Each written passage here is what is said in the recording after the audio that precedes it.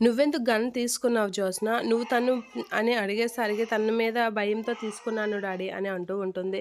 తను మీద నువ్వు భయంతో ఎలా గన్ తీసుకున్నావో, నీ మీద భయంతో కూడా దీప అలాగే నీ చేతుల మీద నుంచి గన్ తీసుకుంది అని అనేసరికి జ్యోత్స్న ఒకసారిగా షాక్ అవుతూ ఉంటుంది. నేను భయంతో గన్ తీసుకున్నాను అని అనేసరికి, "నేను గన్ భయంతోనే తీసుకున్నాను డాడీ. కానీ దీప మాత్రం షూట్ చేసింది కదా" అని అంటూ ఉంటాడండి జ్యోత్స్న. తన్ తను షూట్ చేసిన బుల్లెట్ లైసెన్స్ గన్ నుంచి రాలేదని ప్రూవ్ అయింది కదా! అంటే దీప నన్ను షూట్ చేయలేదు అని దశరథ క్లియర్‌గా చెప్తూ ఉంటాడు జ్యోత్స్నకి. అంటే ఏమో డాడీ మీరు తనని ఎందుకు సమర్థిస్తున్నారో నాకు అర్థం కాలేదు. బుల్లెట్ మేమందరమీ భయపడినా దెబ్బ తగిలింది నీకే. ప్రాణాపాయ స్థితిలోకి వెళ్ళింది కూడా మీరే. అయినా తనని మీరు సపోర్ట్ చేయడం నాకు అసలేం అర్థం కావడం లేదు. మీరెందుకు తనకి అంత సపోర్ట్ చేస్తున్నారు అని అంటూ ఉంటుంది. నువ్వు గన్ను తీయబట్టే కదా జ్యోత్స్న తన చేతిలోకి గన్ను వెళ్ళింది. లేదు అంటే తనకి నన్ను షూట్ చేయాల్సిన అవసరమూ లేదు. నన్ను చంపాలనే ప్లాను లేదు అని దశరథ అంటూ ఉంటాడు.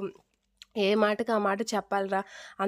అన్ని విషయాల్లో ఒకటి క్లారిటీ ఉంది అని శివనారాయణ అంటూ ఉంటాడు. దీప నిన్ను షూట్ చేయాలని చూసింది. అది వాస్తవమే.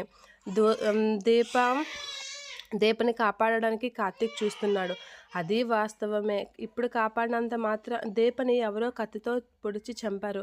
అది కూడా వాస్తవమే అని అనేసరికి జ్యోత్స్న అయితే షాక్ అవుతూ ఉంటుంది. ఇక ఇదంతా వాస్తవమే అనేటప్పుడు నిన్ను దీప కాల్చడం కూడా వాస్తవమే కదరా అని శివనారాయణ అంటూ ఉంటాడు. ఇక దశరథ అయితే జ్యోత్స్న ఈ జ్యూస్ తాగు అని అంటూ ఉంటుంది. ఆ జ్యూస్ని మీకని తెచ్చానండి అని సుమిత్ర అనేసరికి, నాకు తాగాలని లేదు సుమిత్ర, జ్యోత్స్న నువ్వు తాగు అని అనేసరికి, డాడీకి నా మీద అనుమానం వచ్చిందా, అనుమానం కోసమనైనా తాగాలి అని చెప్పేసి తాగుతూ ఉంటుంది. థ్యాంక్స్ డాడీ అని చెప్పేసి జ్యోత్స్న జ్యూస్ తాగుతూ ఉంటుంది.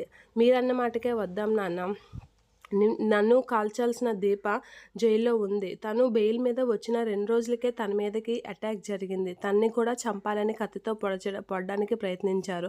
అంటే తన్ని కూడా ఎవరో చంపడానికే చూస్తున్నారు. నన్ను చంపింది వేరే దీప అయితే కాదు. దీప షూట్ చేసిన గన్‌లో నుంచి బుల్లెట్ రాలేదు కాబట్టి దీప నన్ను షూట్ చేసింది.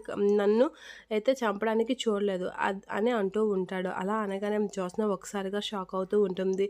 నన్ను చంపిన వ్యక్తే దీపను కూడా చంపాలని ప్రయత్నించింది నాన్న. ఇప్పుడు నాకు అర్థమవుతుంది. మా ఇద్దరికి ఎవరో కానీ కామన్ శత్రువులు ఉన్నారు. ఆ కామన్ శత్రువులు ఎవరో కనిపెడితే ఇదంతా బయటకొస్తుంది. ముసుగులో దొంగని కనిపెట్టాలి అని అనేసరికి షాక్ అవుతుంది జ్యోత్స్న.